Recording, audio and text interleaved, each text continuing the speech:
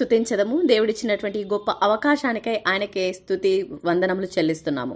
ఈరోజు నేను ఇక్కడ ప్రభు యొక్క వాక్యము మీ అందరితో పంచుకోవడానికి వచ్చాను. వందనములు స్తుతి చెల్లిస్తున్నాను. ఇంకొక ముఖ్యమైన రోజును మన మధ్యలోకి దేవుడిచ్చినందుకు, ఆయన ముఖమును వెదకులాగున, ఆయన హృదయంను తెలుసుకొనులాగున, మరియు ఆయన యొక్క మంచితనమును మన జీవితాలు అర్థం చేసుకునేలాగున చేసినందుకు సమస్త మహిమ ఆయన పరిశుద్ధ నామముకే చెల్లునుగాక.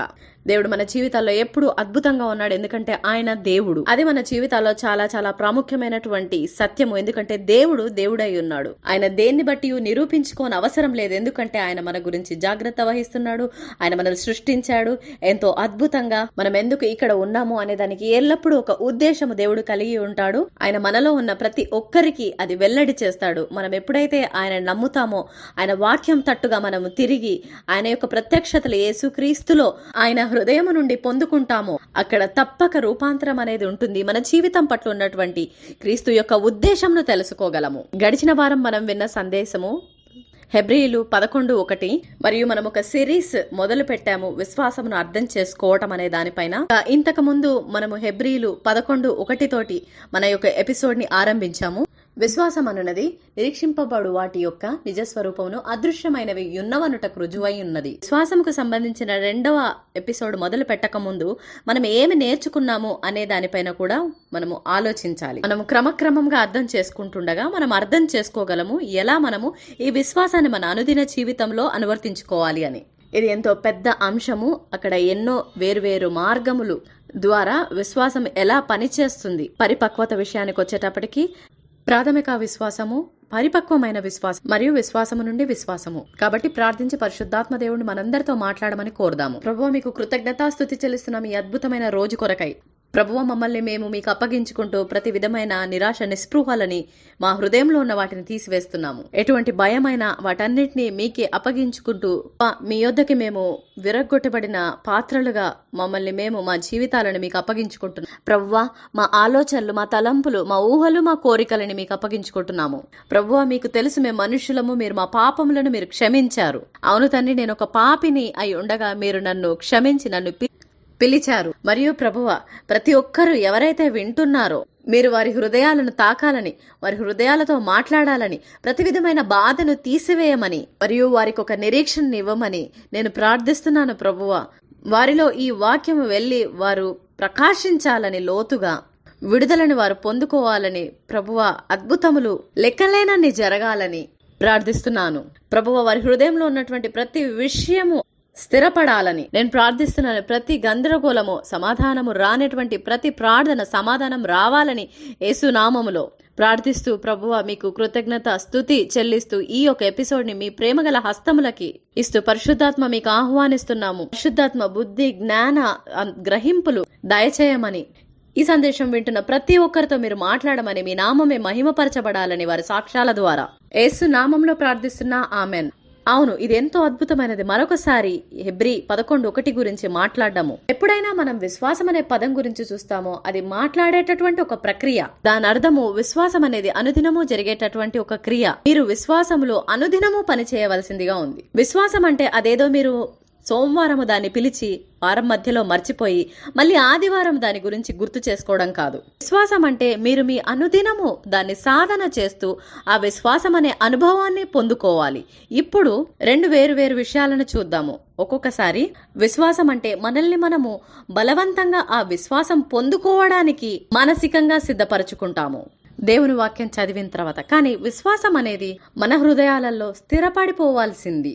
కానీ ఎలా విశ్వాసమును మన హృదయంలో స్థిరపరచుకుంటామో, దాన్ని ఎలా అనుభవిస్తాము. కాబట్టి స్పష్టంగా దేవుని వాక్యం చెప్తుంది విశ్వాసం అనేది ఇప్పటికి సంబంధించింది హెబ్రీయులు 11:1 అనుగుణంగా. మరియు విశ్వాసం అనేది ఏదో జరగబోచున్నాయి అన్న వాటికి ఒక రుజువుగా ఉంది. అవి మనం ఇంకా చూడలేదు, కానీ అయినప్పటికీ అవి జరుగుతాయన్న నమ్మకంలో, నిరీక్షణలో ఉంటాము. దాని అర్థం ఏంటంటే బైబిల్లో ఎన్నో లేఖనాలు ఉన్నాయి. వాటిని ఆధారంగా చేసుకొని, ఆ లేఖనాలు వాగ్దానాలను ఆధారంగా చేసుకొని మన విశ్వాసాన్ని మనము స్థిరపరచుకోవచ్చు.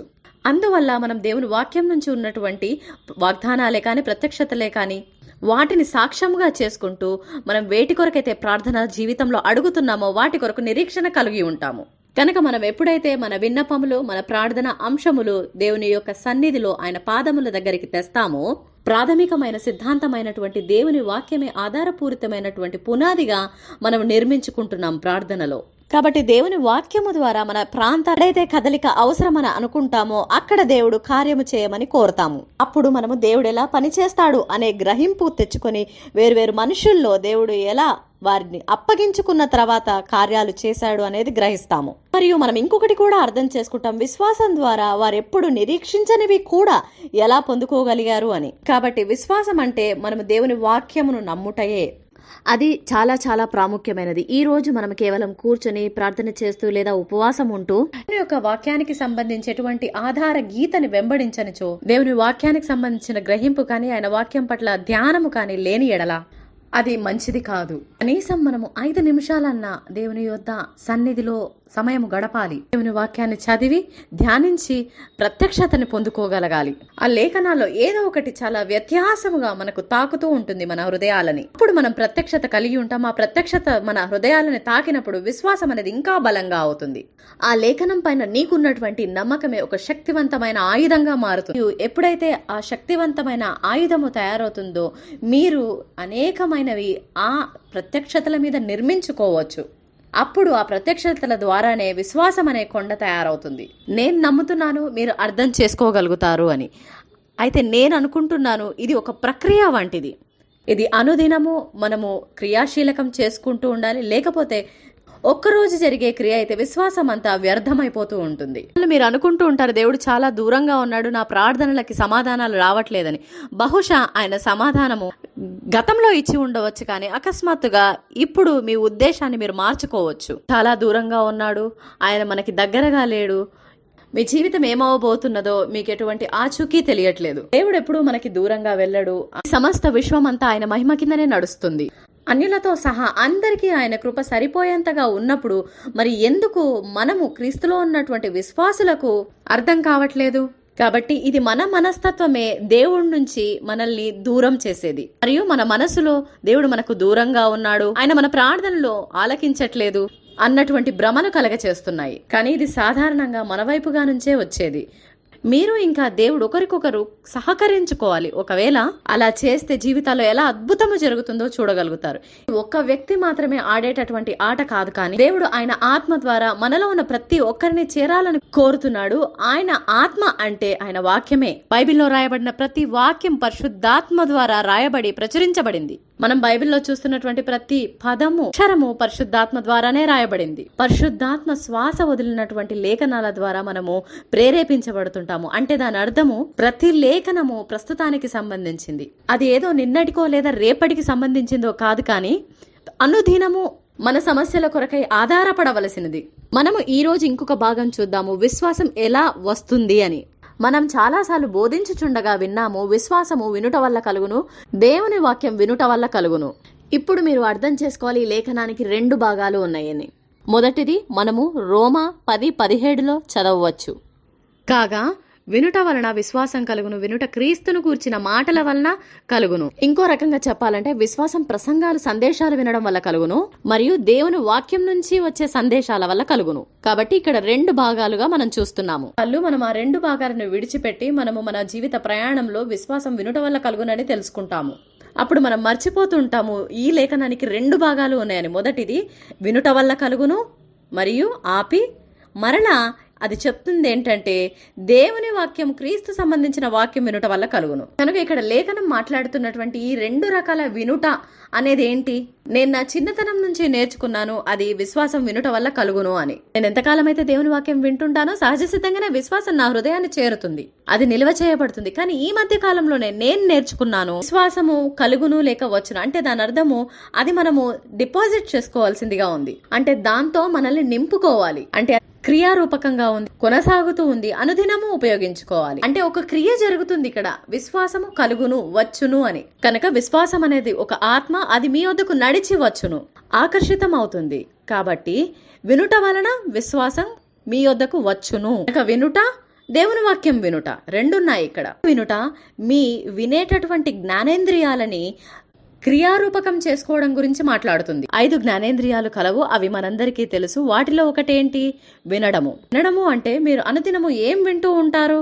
సంభాషణలు ఏం కలిగి ఉన్నావు, ఎటువంటి సమాచారం నీ చెవులకి చేరుతూ ఉంది, నీ కళ్ళకి ఏం చేరుతూ ఉంది మీరు చూస్తూ ఉన్నప్పుడు. కాబట్టి మీ కళ్ళు మీ చెవులు ద్వారములుగా ఎంతో సమాచారాన్ని పొందుకుంటూ ఉంటాయి అనుదినము. కాబట్టి మీ కళ్ళు మీ చెవుల మధ్యలో మీరు ఏం చూస్తున్నారు, ఏం వింటున్నారు అనే పనుల్లో చాలా బిజీగా ఉన్నాయి. కాబట్టి మనం ఎంతగానో డౌన్లోడ్ చేసుకుంటూ ఉంటాం. ఈ రోజుల్లో మనమందరము చాలా వరకు ఫోన్తో నింపబడి ఉంటాము. మనము ఫోన్ కలిగి ఉండుటలో ఏ తప్పు లేదు, కానీ దేవుడు ఈ ఫోన్ అయినా సాంకేతికాన్నైనా మనకి ఇచ్చిన ఉద్దేశం ఏంటంటే సరైన ఉద్దేశంతో ఉపయోగించుకోవాలని. మీరు మీ జ్ఞానాన్ని పెంపొందించుకోవాలన్నా, మీరు ఇంకా ఎక్కువ సర్టిఫికేట్ తెచ్చుకోవాలనుకున్నా మీరు ఉపయోగించుకోవచ్చు మీ ఫోన్ ని. మీ యొక్క ఉద్యోగంలో మీరు పైకి ఎదిగేందుకు కూడా ఉపయోగించవచ్చు. కనుక ఫోన్ ఎందుకు సృష్టించబడ్డది అనే దానికి రకరకాల కారణాలున్నాయి. మీరు ఫేస్బుక్ లో సమయం గడపడానికో లేకపోతే వేరే వాళ్ళ జీవితాల్లో ఏం జరుగుతున్నాయని తెలుసుకోవడానికో అది సృష్టించబడలేదు. లేదా టిక్ టాక్ లో మన సమయాన్ని వృధా చేసుకోవాలని సమయం అనేది ఎందుకున్నది? 8 గంటలు వ్యర్థం చేసుకుంటూ ఉండడానికి కాదు కదా. కాబట్టి మనలో చాలా మంది యొక్క సమయము ఇలా ఫోన్లోనే ఎంగేజ్ అవుతూ వాట్సాప్, సోషల్ మీడియా లాంటి వాటిల్లో చూస్తూ సమయం గడిపేస్తున్నాము. మరియు మనం అనుకుంటున్నాము ఈ లోక సంబంధమైన జ్ఞానం అంతా పొందుకొని మనం ఎంతో ప్రయోజనకరంగా అవుతున్నాము అని. దేవుడు ఎందుకు నిన్ను సృష్టించాడు అనే జ్ఞానమును పొందుకోకుండా ఈ లోక సంబంధమైనటువంటి చెత్తంతా కూడా మీరు జమ చేసుకుంటూ ఉంటున్నట్లయితే, మరియు మీరు మీ జీవితాల్లో గమ్యాలు చేరుకునే రీతిగా మీరు ఏమాత్రము క్రమపరచుకోకుండా అంతర్గత సంబంధాలు కలిగి ఆ వైపుగా నడవని ఎడల మీరు ఫోన్ కలిగి ఉండి కూడా ఏమాత్రం ఉపయోగకరం కాదు. కాబట్టి మిమ్మల్ని మీరు ఈ రోజు ఆత్మ పరీక్షణ చేసుకోవాలి. ఎలా మీరు మీ విశ్వాసాన్ని నిర్మించుకుంటున్నారో, ఒకవేళ మీరు సాంకేతికంగా ఉపయోగించుకుంటున్నట్లయితే ఇటువంటి సమాచారాన్ని అనుదినము మీరు సేకరించుకుంటున్నారు మీ చెవులలో. ఇప్పుడు మీరు చూసిన చెత్తంతా మీ కళ్ళల్లో నిల్వ చేసుకుని మీ కళ్ళ ద్వారా మీ చెవులలో కూడా చేరుస్తున్నారు. కనుక మనం గమనించుకోవాలి ఎటువంటి సమాచారం మనము చేర్చుకుంటున్నాము మన లోపలికి అని. కాబట్టి నా ప్రియ సహోదరి సహోదరులారా, ఎటువంటి సమాచారము మిమ్మల్ని మీ జీవితంలో అనుదినము బిజీగా ఉంచుతూ ఉంది. ఒక కాలంలో దేవుడు అద్భుతాలు చేసినందువల్ల ఇప్పుడు కూడా జరగొచ్చని ఆశ పడకూడదు సహోదరి సహోదరులారా.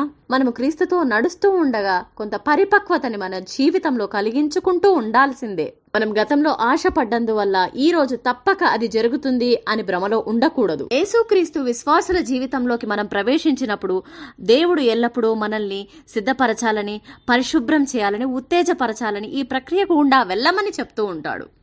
కాగా విశ్వాసము వినుట వలన కలుగును, వినుట క్రీస్తును గూర్చిన మాటల వలన కలుగు. రోమా 10:15-17 వచనాలు చూసినట్లయితే దయచేసి కొంత సమయం తీసుకొని అధ్యాయం అంతా కూడా చదవండి. అప్పుడు విశ్వాసం సంబంధించిన విషయాలను తెలుసుకుంటారు. 15వ వచనము, ప్రకటించువారు పంపబడని ఎడల ఎట్లు ప్రకటించుదురు? ఇందు విషయమై ఉత్తమమైన వాటిని గూర్చిన సువార్త ప్రకటించువారి పాదములు ఎంతో సుందరమైనవని రాయబడి ఉన్నది. అక్కడ నియమించబడిన ప్రజలు ఉన్నారు. వారు యేసుక్రీస్తు సువార్త తేవడానికి ప్రభు ద్వారా పిలువబడ్డవారు. అదే ఈ లోకమంతటికి రక్షణగా పిలువబడుచున్నది. అది మొదటిది. 16వ వచనం చూసినట్లయితే, అయినను అందరూ సువార్తకు లోబడలేదు ప్రభువా, మేము తెలియజేసిన సమాచారం ఎవడు నమ్మెను అని యెషయా చెప్పుచున్నాడు కదా. 17వ వచనము, కాగా వినుట వలన విశ్వాసం కలుగును, వినుట క్రీస్తును గూర్చిన మాటల వలన. ఇది దేవుని వాక్యంలో ఏదో స్పష్టంగా ఉన్నట్టుగా చూస్తున్నారా? ఇదేదో నేను చెప్పేది కాదు. రోమా 10వ అధ్యాయం 17వ వచనంలో ఉన్నది.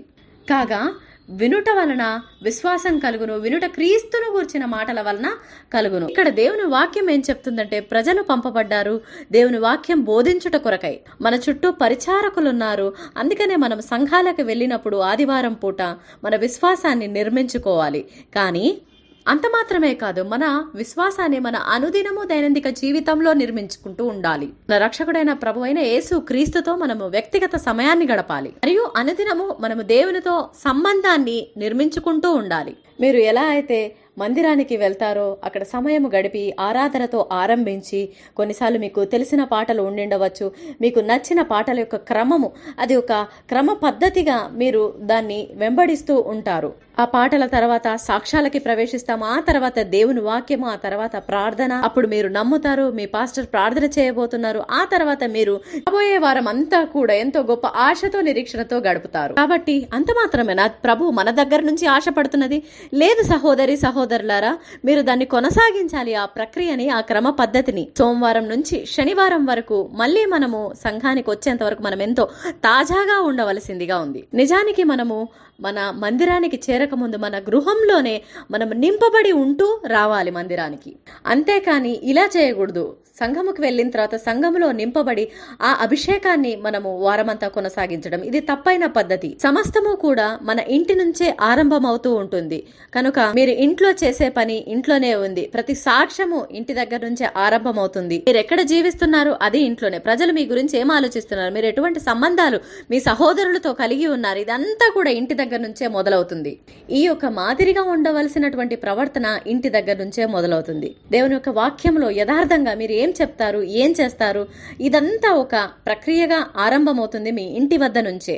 ఇప్పుడు మీరు వెళ్ళండి క్రీస్తులో అటువంటి ఐకమత్యం కలిగి ఉండడానికి, అటువంటి ఏకమైన ఆత్మను కలిగి ఉండడానికి. అప్పుడు మీరు ఆదివారం కూటమి నుండి ఈ సమాజానికి మీరు ఒక విలువను తెచ్చి మన యొక్క కమ్యూనిటీలో ఒక మంచి మాదిరిని ఏర్పరుస్తారు. ఇతరులు కూడా మీ యొద్దకు వచ్చి ప్రార్థన విన్నపంలో అడిగినప్పుడు మీరు వాటికి కూడా విలువను తెచ్చిన వారవుతారు. కాబట్టి మీరు సమస్తమును ఇంటి యొద్ద నుంచి ఆరంభిస్తూ ఉంటారు అని దేవుని వాక్యంలో పౌలు రాసినట్టుగా. కాబట్టి ఎవరో మీకు బోధిస్తూ ఉంటారు, పరిచర్య చేస్తూ ఉంటారు. మీరు ఇటువంటివి వినని ఎడల మీరు మీ యొక్క వినపడేటటువంటి శక్తిని క్రియారూపకం చేయలేరు. మనము ఈ రోజుల్లో ఎంతగానో సాంకేతికంగా అభివృద్ధి చెందాము. మనం ఇంటర్నెట్ వాడుకొని ఎన్నో సందేశాలు పొందుకోగలము, వినగలము. కాబట్టి ఇంటర్నెట్ లో మీకు ఆసక్తికరంగా ఉండేటటువంటి క్లాసెస్ ని, సందేశాలని మీరు నేర్చుకోగలరు. మీ ఆసక్తికి అనుగుణంగా ఉన్నటువంటి బోధకుల దగ్గర నుంచి మీరు సందేశాలని ఒకదాని తర్వాత ఒకటి వింటూ ఉండవచ్చు. మీరు ఎంతగా అయితే దేవుని యొక్క వాక్యానికి మీ ఏకాగ్రతని ఉంచుతారో, దేవుని వాక్యానికి సంబంధించినవి ఎవరో మీతో మాట్లాడుతున్నప్పుడు మీరు అలా వింటూ ఉండగా మీకు వినపడేటటువంటి సామర్థ్యత క్రియారూపకం అవుతుంది. అది మొదటి అడుగు. ఆ తర్వాత మీరు వింటూ ఉన్నారు కానీ సాధన చేయట్లేదు, అప్పుడు మీరు ప్రత్యక్షతను పొందుకోలేరు. ఒకవేళ ఏదైనా మీకు ప్రత్యక్షత మీ జీవితానికి తేని ఎడల మీకు ఎటువంటి రూపాంతరాన్ని దయచేయలేదు. దాని అర్థము అది మీ హృదయంలో అంత బాగా నాటబడలేదు అని. ఇప్పుడు దాన్ని మీరు గమనించుకోవాలి. కనుక క్రీస్తులో దేవుని వాక్యం వినుట మీ జీవితాన్ని రూపాంతరం చెందించి క్రీస్తు వలె మారుస్తుంది. కాబట్టి బైబిల్ దేవుని వాక్యము మిమ్మల్ని లోపల నుంచి బయటికి మారుస్తూ ఉంటుంది. మీకు వినటానికి ఉపయోగపడేది ఎంతో బిజీగా ఉంటూ ఈ లోకానికి సంబంధించిందనేది లోపలికి రాకుండా అనుమతించకుండా ఉంటుంది. ఈ లోక సంబంధమైన విషయాలతో మీరు ఆక్రమించబడి ఉండరు. ఇతర యవనస్తులే కానీ, ఇతర స్నేహితులే కానీ వీటితో మీరు ఆక్రమించబడి ఉండరు. లేదా నేను వేరే వారితో పోల్చుకున్నప్పుడు ఆ రీతిగానే ఉన్నానా అని కూడా మీరు పోల్చుకోరు. అలా కాదు, నువ్వెంతో ప్రత్యేకంగా తయారు చేయబడిన వారవు. దేవుడికి ఏదో విభిన్నమైన ప్రణాళిక నీ ఎడల ఉన్నది. ఇతరులంతా ఏం చేస్తున్నారనేది మనకు పెద్ద విశేషం కాదు. నిజంగా ఇలా చూడండి, ఈ వాక్యము ద్వారా నేను క్రీస్తు స్వరూపములో రూపాంతరం చెందుతున్నానా? కాబట్టి యేసుక్రీస్తు యొక్క స్వభావము, గుణగణాలు నిన్ను లోపల నుంచి బయటికి రూపాంతరం చెందించగలగాలి. ఇది ఒక ప్రక్రియ. నువ్వు ఎలా ఆలోచిస్తావు, ఎలా ఊహించుకుంటావు, ఎటువంటి గమ్యాలు కలిగి ఉన్నావు, వాటిని నీ జీవితంలో ఎలా చేరుకోగలుగుతావు, ఉద్యోగంలో నీవు నీ సాటి అయిన సహాయాన్ని ఎలా అందజేయగలుగుతావు, ఇప్పుడు నీలో ఉంచినటువంటి ఆ సామర్థ్యతలే కానీ, నైపుణ్యాలే కానీ, తలాంతులే కానీ వాటిని నువ్వు ఎలా పరిపూర్ణం చేసుకోగలుగుతావు. అప్పుడు దేవుని యొక్క ప్రేమ నీ లోపల కృమ్మరించబడుతూ ఉండగా అవన్నీ బయటికి వస్తూ ఉంటాయి. ఇక్కడ సూటిగా దేవుని వాక్యం వినట దగ్గర ఆగిపోకుండా దేవుని వాక్యం మిమ్మల్ని దేవుని స్వరూపంలో రూపాంతరం చెందించేటట్టు చేసుకోవాలి. అదే ఇక్కడ మనం ఈ రోజు చదువుతున్నాము, విశ్వాసం కలుగును అంటే దాని అర్థము మీరు మీ అనుదిన జీవితంలో మీరు ఒక పాత్రను పోషించవలసి ఉన్నది. ఆ విశ్వాసాన్ని ఒక గూట్లో పెట్టి సమస్య వచ్చిన భయాందోళన కలిగినప్పుడు, లేదా ఉద్యోగం అవసరమైనప్పుడు, లేదా మీకు ఒక పదవోన్నతి కావాలనుకున్నప్పుడు, లేదా జీతం పెరగాలి అనుకున్నప్పుడు మీరు ఉపయోగించుకోకూడదు. విశ్వాసం అనేది ఒక పరికరం వంటిది. ఆ పరికరమే దేవుని వాక్యమై ఉన్నది. ఎంతకాలం అయితే ఎవరో మీకు బోధిస్తూ ఉన్నారో, లేదా మీరు ఎడతెగక వింటూ ఉన్నారో అనుదినము, అప్పుడు మీ ప్రాణములో ఆ విశ్వాసం అనేది క్రియారూపకమయ్యి అది వినుట వల్ల మీకు సహాయత దయచేస్తూ, అప్పుడు మీ చెవులు మీ వినికిడి శక్తి అనేది జ్ఞానాన్ని పొందుకొని ప్రాంగణంలో ఒక ఫ్రీక్వెన్సీతో కలపబడ్డప్పుడు మీరు ఆయన యొక్క స్వరమును వినగలుగుతారు. అప్పుడు స్పష్టత మీ జీవితానికి కలుగును. దేవుడు మీరేం చేయాలని కోరుతున్నాడు, మీ జీవితం పట్ల దేవుడుకున్నటువంటి ప్రణాళిక ఏంటి, మీ జీవితం పట్ల దేవుడుకున్నటువంటి చిత్తం ఏంటిది అనేది మీరు నెమ్మదిగా తెలుసుకుంటూ తర్వాత అడుగులు మీరు రూపాంతరం చెందుతూ ఆయన వలే అవుతారు. కనుక నేను నమ్ముతున్నాను మీరు నిజంగా ఇది విని అర్థం చేసుకోగలుగుతారు. మరొక వాక్యం మనము చదివేది ఏంటంటే యాకోబు 1వ అధ్యాయం 2, 3, 4. నా సహోదరులారా, విశ్వాసమునకు కలుగు పరీక్ష ఓర్పును పుట్టించినని ఎరిగి మీరు నానా విధములైన శోధనలలో పడునప్పుడు అది మహానందమని ఎంచుడి.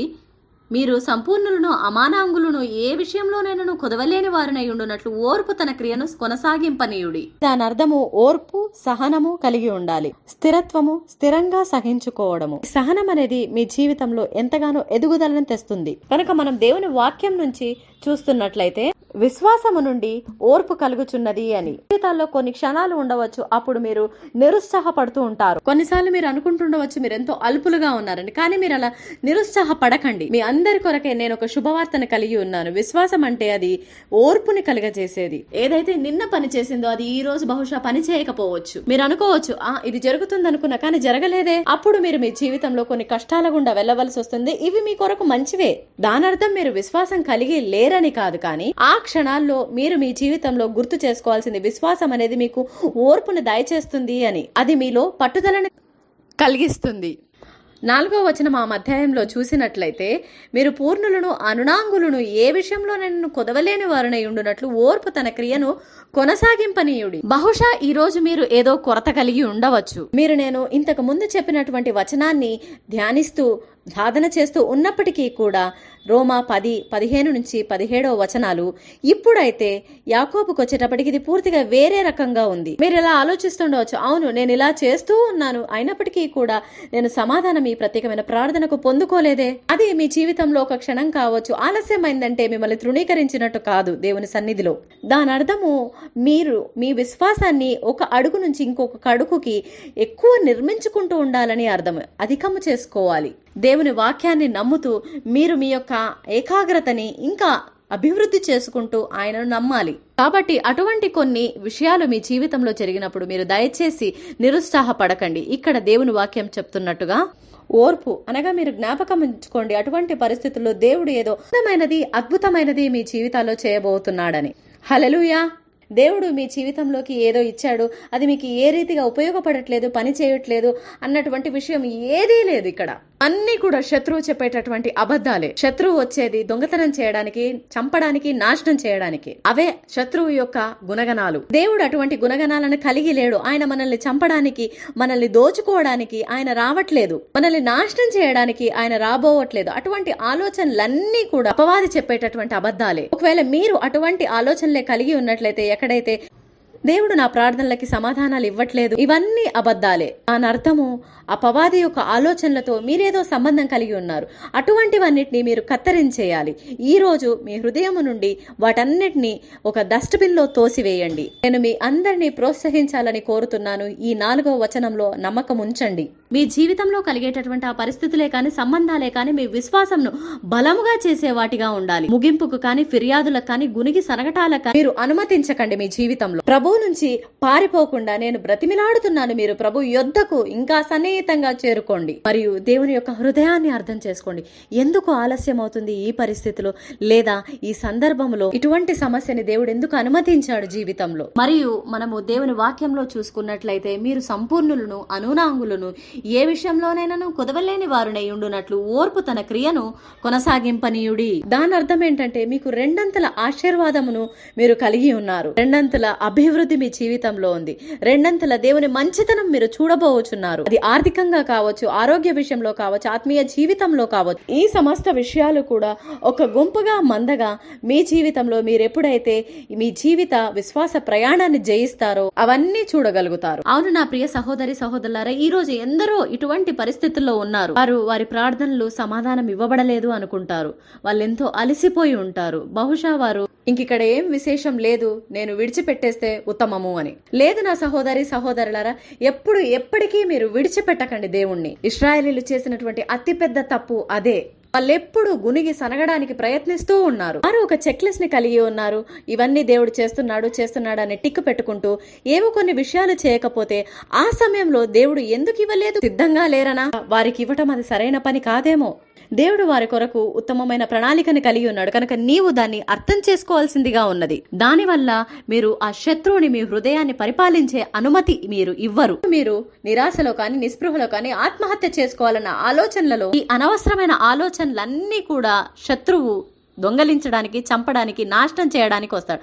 వాటన్నిటిని కత్తిరించి బయటపడవేయాలి. నా ప్రియ సహోదరి సహోదరులారా, మీరు నాలుకలో శక్తిని కలిగి ఉన్నారు. దేవుని యొక్క వాక్యము శక్తిని తెస్తుంది. జీవమరణములు నాలుక వశము. మీరు విజయవంతులుగా ప్రార్థించాలి. మీరు ఈ వాక్యాన్ని తీసుకొని ఈ వాగ్దానాన్ని క్రియారూపకం చేసి దీనంతటి కొరకే విశ్వాసం అనేది ఉన్నది. కనుక ఇక్కడ నన్ను ముగించనివ్వండి నా ప్రియ సహోదరి సహోదరులారా. కనుక ఈ విశ్వాస శీర్షికలో 2వ ఎపిసోడ్ లో మనం నేర్చుకుంటున్నది ఏంటంటే, విశ్వాసం అనేది వినుట వల్ల కలుగును.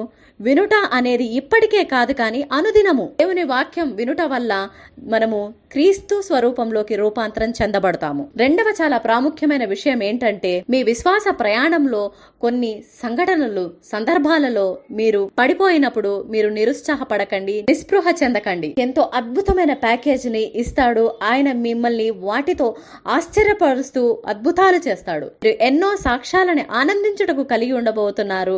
ఎందుకంటే ఆయన మీ పరిస్థితిని, మీ జీవితంలో ఉన్న వాటిని మార్చగలడు. మీరు ఎప్పుడైతే ఆలస్యంలో కూడా ఆనందిస్తూ ప్రార్థనలో ముందుకు వెళ్తారో, దేవుని సన్నిధిలోకి వెళ్ళినప్పుడు మీరు నిరాశతో వెళ్ళకండి. పాపులము మరియు మనం దేవుని మహిమను కోల్పోతూ ఉంటాము. కనుక మనము దాన్ని అంగీకరించి మొట్టమొదటగా ప్రాథమిక సిద్ధాంతము మనందరము పాపులమే. ఆయన మనల్ని పిలిచాడు, శుభ్రపరిచాడు, పరిశుద్ధీకరించాడు, రక్షణనిచ్చాడు. అదొక ప్రయాణము. అది కేవలం ఒకరోజు మీరు రక్షణ పొందుకున్నారు, మీరు పరలోకానికి వెళ్తారు అన్న నమ్మకంలో మీరు ఉంటారు. అలా కాదు. అనేది ఒక ప్రయాణము. అందులో మిమ్మల్ని మీరు కాపాడుకుంటూ ఉండాలి. అనుదినము పరిశుద్ధాత్మ ద్వారా దాన్ని రక్షించుకుంటూ ఉండము. మా కృపగల ప్రేమగల పరలోకమందున్న తండ్రి, ప్రభు అయిన యేసుక్రీస్తు నామంన మేము మీకు వందనాలు చెల్లిస్తున్నాము. ప్రభువా, మాకిచ్చినటువంటి ఈ అద్భుతమైన రోజుకై మీకు వందనాలు. అవును తండ్రి, నీవు నా హృదయంతో మాట్లాడినట్టుగా వేరు పరిస్థితుల్లో మేము ఉంటుండగా అదే సమయంలో మేము ఆ సహనము, నిరీక్షణలో ఆధారపడుతూ ఉండాలి. ఓపికతో ఉండాలి. అలా మీలో మేము ఆ ఓపికని కలిగి ఉన్నప్పుడు, ఓ ప్రభువా, మీ సన్నిధికి వచ్చినప్పుడు ఆ ఆనందము మాకు కలుగుచున్నది. అవును ప్రభువా, మీరు పరిస్థితులని తారుమారు చేయగల దేవుడు అని మేము ఎరిగి ఉన్నాము. ఏ పరిస్థితులు కూడా మా జీవితాలని ఆపివేయలేదు. ప్రభువా, మీకు వందనాలు చెల్లిస్తున్నాను. పరిశుద్ధాత్మ మీకు స్తుతి చెల్లిస్తున్నాను. నాకు ఇచ్చిన ఈ అద్భుతమైన సందేశమునకై మీకు వందనాలు. మా యొక్క వినికిడి శక్తిని మేము క్రియారూపకం చేసుకుంటున్నాము. అప్పుడు మేము మీ వాక్యమును, మీ ఆలోచనలని, మీ ఊహలని మేము వినగలుగుతాము. మా చెవులని మీ కొరకు మేము శుద్ధి చేసుకునేందుకు సహాయం చేయండి ప్రభువా. మా కళ్ళని కూడా శుద్ధి చేసుకోవాలి ప్రభువా. ఈ 2 ద్వారాలని మేము శుద్ధి చేసుకుంటూ మేమేమి చూస్తామో, ఏది వింటామో అది మా హృదయం నుండి వచ్చేది. కాబట్టి పరిశుద్ధాత్మ దేవుడా, మేమేవైతే ప్రకటిస్తూ నిర్ధారిస్తున్నామో వాటిని జరిగించండి. నేను ప్రార్థిస్తున్నాను, ఇటువంటి గ్రహింపు ప్రతి ఒక్క ప్రాణమునకి వినుచున్న వారందరికీ కలగాలని ప్రార్థిస్తున్నాను. అవును తండ్రి, మీరు నా జీవితంలో అద్భుతాలు చేసినట్టుగా నేను ప్రార్థిస్తున్నాను. వారి జీవితాల్లో కూడా అద్భుతాలు జరిగించండి. దానివల్ల మీరు వారి హృదయాలతో మాట్లాడి వారిని మీకు ఇంకా సన్నిహితంగా చేసుకుంటూ, ఓ తండ్రి, వారు తెలుసుకునిలాగున వాక్యములో శక్తి ఉన్నదని తెలుసుకునిలాగున పని దయచేయండి ప్రభువా. మీ వాక్యము ద్వారానే అటువంటి శక్తి ఉన్నదని తెలుసుకునిలాగున సహాయం చేయండి ప్రభువా. మీ కృతజ్ఞతలు, మీకు స్తుతి, మీ నామమునకే సమస్త మహిమ చెల్లిస్తున్నాను తండ్రి. యేసు ప్రశస్తమైన నామమున ఈ ప్రార్థనని మేము ముద్రిస్తూ బంధిస్తున్నాము. Amen, amen. ఈ ఎపిసోడ్ ని చూస్తున్నందుకు నా ప్రియ సహోదరి సహోదరులారా, మీకు వందనములు. దేవుడు మనకింత గొప్ప సందేశం ఇచ్చినందుకు ఆయనకు కూడా వందనములు చెల్లిస్తున్నాము. మళ్ళీ మనం కలుసుకుందాము. Praise the lord.